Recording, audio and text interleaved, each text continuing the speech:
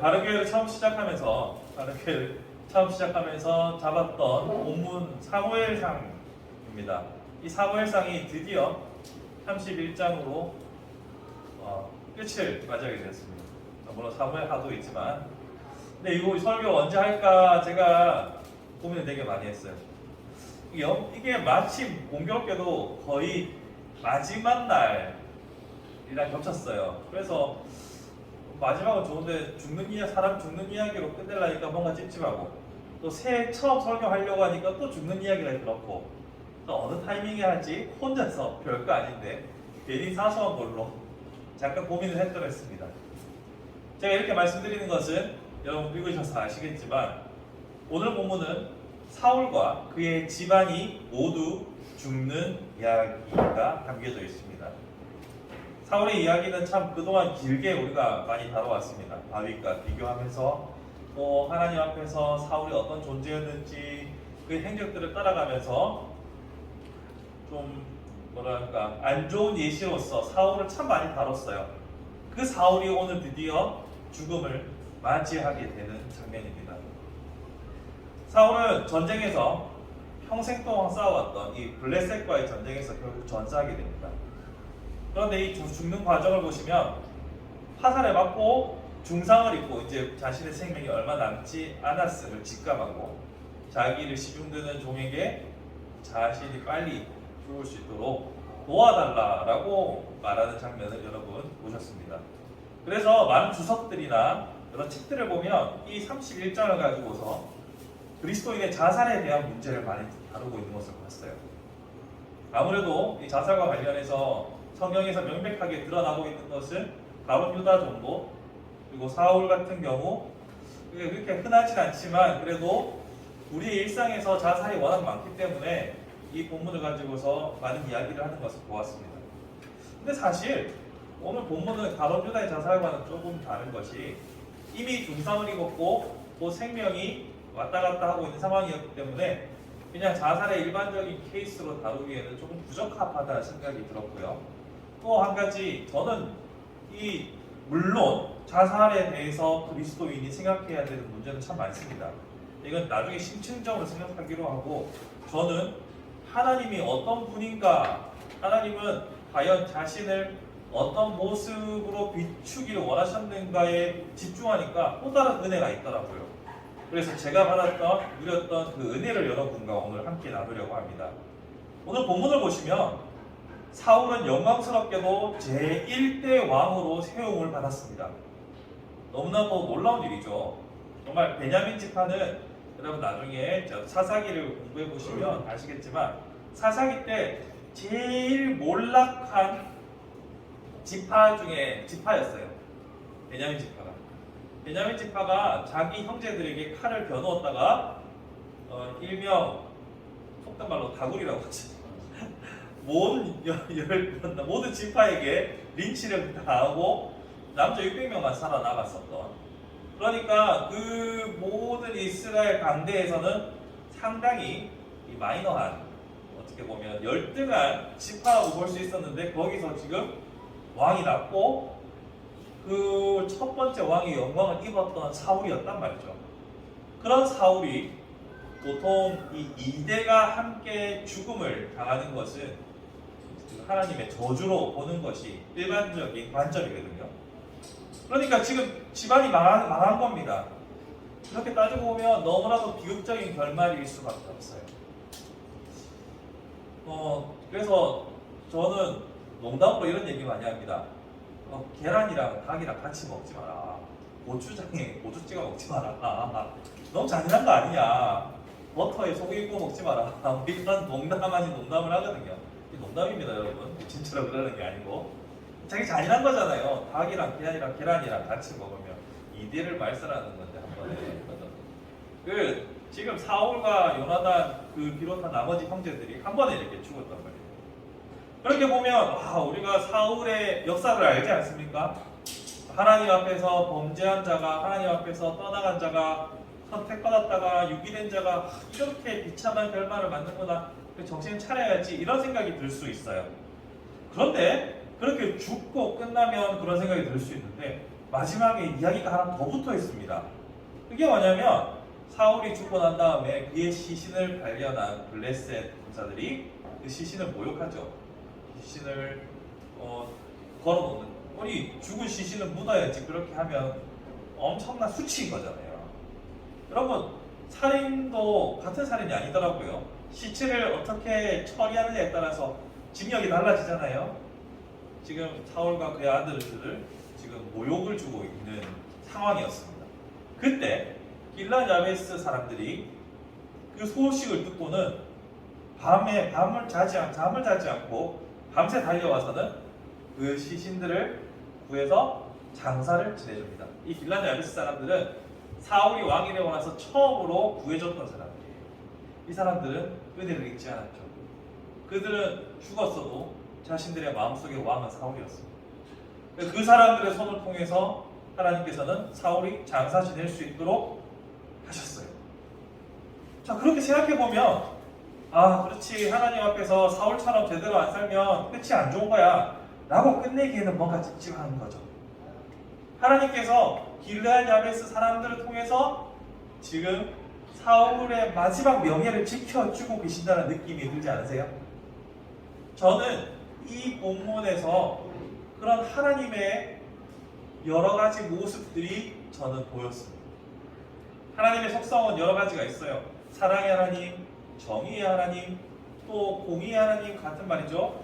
여러 가지 하나님의 측면들이 있어요. 전지전능하시고 우리 머리털까지 다 세신받고 그런 하나님의 여러 가지 속성들을 알고 계시죠. 하나님은 기본적으로 사랑이 있습니다. 여러분들 사랑하시고 저를 사랑하시고. 근데 이 사랑만 있는 게 아니라 공의롭고 정의로운 또 하나님이시기 때문에 우리의 죄와 우리의 모든 잘못에 대해서는 또 짚고 넘어가셔야 하는 하나님이죠. 이 둘은 함께 공존하고 계십니다. 하나님이 여러 가지 측면인 거죠. 이걸 사울에게 대입해보면 하나님은 사울을 사랑하셨습니다. 사울을 사랑했지만 그가 걸어왔던 모든 행적이 하나님의 정의와 충돌하기 때문에 비록 사랑하지만 그 정의를 행하셨기에 사울은 이렇게 죽임을 당했던 거죠. 그런데 하나님이 또 정의만 행한 것은 아닙니다. 저는 여기 본문에서 하나님이 사울을 자신의 정의라는, 자신의 공의라는 하나님의 속성 때문에 심판하시긴 했으나 끝까지 사울을 사랑하셨구나라는 그 사랑이 느껴졌어요. 왜냐하면 그를 그대로 내버려 두지 않고 길랏 야베스 사람들의 손을 통해서 묻히게 하셨습니다.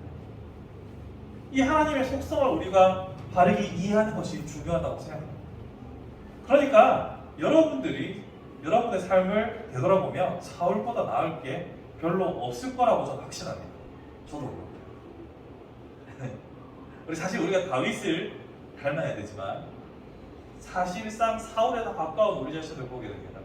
왜 그러냐면요, 사울은 끊임없이 하나님과 관계 속에서 보이는 사람들의 눈치를 받고 끊임없이 누군가와 자신을 비교하면서 스스로를 갉아먹었고 하나님께서 주신 명령을 100% 지키려고 하는 결정적인 순간마다 욕심 때문에 조금씩 실패했어요. 크게 잘못한 건 아니에요. 아예 대놓고 막 그런 적 없어요. 사울은 나름대로 잘하려고 했는데 자신의 연약함 때문에 조금씩 한 발씩 밀렸던 거예요. 그 결과가 지금 이렇게 된 거죠. 그렇게 보면 우리는 다윗처럼 할 자신 없어요. 여러분, 사울을 죽일 수 있었던 기회를 2번이나 다윗이 스스로 포기하잖아요. 여러분, 그러실 수 있습니까? 저는 장담컨대 저는 그래 못할 것 같습니다. 자, 저한테 기회가 왔다면 본문에서 조용히 사울을 죽이지 않았을 겁니다. 시끄럽게 죽이고 이제 새로운 시대가 이랬다라고 공포했을 겁니다. 그게 자연스러운 일이죠. 왜냐하면 지금 적을 제거하면서 동시에 자신의 위상을 더 높이고 장차 그 나라의 왕이 될 수 있는 초석을 깔 수도 있는 거니까요. 물론 뭐 정치적인 수가 다르게 생각할 수도 있습니다만 우리는 사실상 다윗의 삶보다는 사울의 삶에 더 가까운 사람들입니다. 그럼에도 불구하고 우리가 느끼는 것은 하나님께서 우리를 향하여 공의를 행하시지만 한편으로는 끝까지 사랑하시는구나라는 걸 알 수 있습니다. 하나님 우리를 포기하지 않으셨잖아요. 계속 회개할 기회를 주시잖아요. 계속 우리로 하여금 아예 불자로 여러분들을 불자의 길로 가거나 아니면 뭐 다른 길로 가게 하지 않으시잖아요. 여러분으로 하여금 완전히 하나님과의 선을 긋고 떠나게 하시는 것이 아니라 완벽하지 않은 그 모습 그대로 그 안에 머물러 있게 하시잖아요. 그러면서 계속 기회를 주시죠. 하나님께서는 이러한 자신의 사랑의 속성을 결코 포기하지 않는 분이시구나라는 것을 느꼈어요. 동시에 하나님께서는 사울을 왕으로 세우셨을 때 그가 부족하다는 걸 알고 계셨어요. 그럼에도 불구하고 계속 기회를 주시면서 그가 얻은 모든 결과물의 책임이 그에게 있음을 우리에게 보여줍니다. 이 말은 뭐냐면 여러분들께서 실수하고 죄짓고 또 하나님 앞에서 또 부끄러움을 금할 길이 없는 모든 상황들을 만난다 하더라도 저는 여러분들의 구원을 의심하지 않습니다. 다만 우려되는 것은 나의 잘못으로 인해서 나의 죄악으로 인해서 하나님의 공의가 발동되어서 내가 해야 할 일을 하지 못할까봐 여러분들이 감당해야 할 일들을 놓치실까봐 신약의 표현을 하면 촛대가 여러분에게서 다른 곳으로 옮겨질까봐가 두려운 겁니다. 저는 여러분이 어떤 실수를 하고 어떤 잘못을 한다 하더라도 하나님의 그 사랑의 손에서 떠나지 않으리라는 것을 저는 믿습니다. 하지만 우리가 하나님 앞에서 자꾸 연약해질수록 촛대가 우리에게서 옮겨질 것 같습니다. 그러므로 오늘 본문을 통해서 하나님의 속성을 우리가 이해하는 만큼 하나님의 사랑을 감사하며 동시에 그 공의와 하나님의 정의 앞에서 우리가 순전해질 수 있도록 날마다 도움을 구하는 자세, 기도, 이것이 중요하다고 생각합니다. 하나님, 저는 사울과 같이 연약한 자지만 사울처럼 제게서 잔을 옮기지 마시고 저에게 계속 회개케 하시고 돌아보게 하시고 깨닫게 하셔서 여전히 아버지께 쓰임받는 종이 되게 하옵소서. 이런 기도가 참 중요하다고 생각합니다. 여러분, 쓰임받는 것이 난 귀찮다, 나 안 하면 다 이런 생각할 수 있지만 진짜 사랑하면 상대방을 위해서 뭔가 해주고 싶어요. 그렇지 않습니까? 정말 사랑하면 나의 수고와 나의 노력을 통해서 상대방이 기뻐하는 모습이 가장 큰 보람이잖아요. 아닌가요? 그렇잖아요. 그것처럼 우리가 하나님을 사랑하면 하나님을 위해 헌신하고 일하는 것이 기쁘고 즐겁습니다. 그 즐거움을 빼앗기지 않고자 하나님께 구하는 것, 나의 거룩을 위하여 애쓰는 것, 이것이 참으로 복이고 지혜이지 않을까요?